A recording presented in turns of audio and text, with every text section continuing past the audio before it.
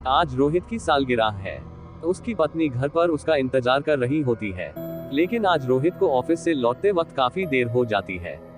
वह अपनी bike start करता है, लेकिन काफी देर तक प्रयास करने के बाद भी बाइक स्टार्ट नहीं होती है। वह बाइक को वहीं छोड़ देता है और बस का इंतजार करने लगता है, क्योंकि कुछ ही समय में बस के आने का टाइम होने लगता है। वह चलते चलते बस स्टैंड तक पहुंच जाता है, लेकिन तभी बारिश होना शुरू हो जाती है। रोहित बारिश में भीगने लगता है। बारिश से बचने के लिए वह अपने सूटकेस को अपने सिर पर रख लेता है। बस स्टैंड पर और भी कई लोग बस का इंतजार कर रहे होते हैं। यह सभी लोग देखने में बड़े ही अजीब लग रहे थे। तभी रोहित महसूस करता है कि बारिश की बूंदें उसके ऊपर गिरना बंद हो गई है। जब उसने देखा तो बगल में एक व्यक्ति अपनी छतरी के आधे हिस्से को रोहित के ऊपर किए हुए था। यह देखकर रोहित हल्का सा मुस्कुराया। उस व्यक्ति की लंबाई रोहित के बराबर थी।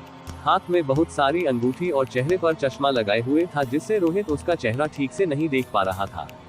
उस आदमी ने कहा कि यह बारिश का मौसम भी बड़ा ही अजीब है। कहीं तो बहुत ज्यादा बारिश हो जाती है और कहीं सूखा। कहीं लोगों को जीवन देती है तो कहीं मौत। उस आदमी की इस बात का रोहित के पास कोई जवाब नहीं था। वह उस आदमी को देखकर हल्का सा मुस्कुराया और अपना सिर हिलाया। कुछ देर बाद रोहित का फोन बजता है। वह जेब से फोन निकालता है, तभी फोन हाथ से छूटकर जमीन पर गिर जाता है। रोहित तुरंत फोन उठाने के लिए झुकता है तो उसे कुछ ऐसा दिखाई देता है जिससे वह पूरी तरह डर जाता है। वह देखता है कि छतरी वाले आदमी के पैर नहीं है। वह जूतों पर बिना पैरों के खड़ा है। वह हिम्मत बांधकर खड़ा होता है और अनजान बनने का दिखावा करने लगता है। तभी वह देखता है कि बस स्टैंड पर बाकी के लोग नहीं है। वह और ज्यादा डर जाता है। वह तुरंत अपनी पत्नी शालिनी को अपने साथ हो रही घटना को मैसेज के जरिए बता देता है और जल्दी से जल्दी अपनी लोकेशन पर आने के लिए कहता है। लेकिन तभी छतरी वाला आदमी कहता है, शालिनी को यहाँ बुलाना अच्छा नहीं है। यह सुनकर रोहित बहुत ज्यादा घबरा जाता है और वहां से भागने लगता है। वह तब तक भागता रहता है जब तक कि उसे छतरी वाला आदमी दिखाई नहीं देता। काफी दूर तक भागने के बाद रोहित हौंफने लगता है। सांस भरने के लिए वह एक टेबल पर बैठ जाता है और अपनी तेज सांसों को शांत करने लगता है। लेकिन तभी वह महसूस करता है कि बारिश की बूंदें फिर से उसके ऊपर गिरना बंद हो गई है। वह अपनी नजर पीछे घुमाता है तो वही छतरी वाला आदमी उसके पास खड़ा हुआ होता है। यह देखकर रोहित फिर से वहां से भागना शुरू कर देता है और भागते भागते काफी दूर निकल आता है। बिजली की तेज गड़गड़ाहट में वह देखता है कि सड़क के बीचों बीच वही आदमी खड़ा हुआ है जो ठीक रोहित के सामने है। इस बार उसका आधा शरीर गायब हो चुका है। यह सब देख रोहित की चीख निकल जाती है। इसी बीच रोहित को पीछे से बस के हॉर्न की आवाज सुनाई देती है। वह तेजी से पीछे मुड़ता है तो उसे बस आती हुई दिखाई देती है।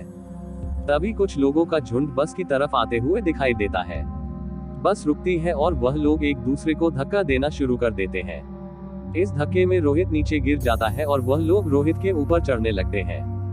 बस का कंडक्टर इस भीड़ से बचने के लिए बस को थोड़ा आगे बढ़ाता है, लेकिन इस भीड़ में रोहित बस के नीचे आ जाता है और उसका आधा शरीर खून से लथपथ हो जाता है। तभी उसकी पत्नी शालिनी बस स्टैंड वाली लोकेशन पर पहुंचती है। जैसे ही वह रोहित को ढूंढते हुए इधर उधर देखती है तो उसे रोहित सड़क के बीचों बीच दर्द के मारे कराहता हुआ दिखाई देता है। उसका आधा शरीर बस के नीचे कुचल चुका था और मदद के लिए कोई भी इधर उधर दिखाई नहीं दे रहा था। किसी तरह से शालिनी उसे हॉस्पिटल ले जाती है। हॉस्पिटल पहुंचकर उसका इलाज किया जाता है। उसकी जान तो बच जाती है, लेकिन उस एक्सीडेंट की वजह से उसके पैर खराब हो जाते हैं। अब वह कभी भी अपने पैरों पर चल नहीं सकता है। उस हादसे के बाद रोहित अगर किसी को भी उसके बारे में बताता तो कोई भी उसकी बातों का यकीन नहीं करता। लेकिन शालिनी ने उसके बारे में एक आर्टिकल में पढ़ा था, जिसमें बताया गया था कि हर साल कोई ना कोई व्यक्ति इसी घटना का शिकार होता है। हर एक को वही छतरी वाला आदमी काला चश्मा पहने दिखाई देता है और बाद में वह आदमी उनकी जान ले लेता है। कुछ दिनों बाद डिप्रेशन के कारण रोहित की मौत हो जाती है। रोहित की पत्नी शालिनी मानसून के दिनों में हर रोज उसी बस स्टैंड पर जाती और उस छतरी वाले आदमी का इंतजार करती। उसे लगता है कि शायद छतरी वाले आदमी की भी इसी तरह किसी बस के नीचे कुचल जाने से मौत हुई होगी और अब वह अपनी मौत का बदला ले रहा है। शालिनी ने काफी कोशिश की, लेकिन उसे कभी भी वह आदमी नहीं मिला। अब हर सालगिरह पर शालिनी बहुत ही बुरी तरह रोती और रोहित को याद करती, क्योंकि उसे जान से ज्यादा चाहने वाला उसका पति रोहित अब इस दुनिया में नहीं रहा। केवल यादों के सहारे ही वो उसे महसूस कर पाती थी।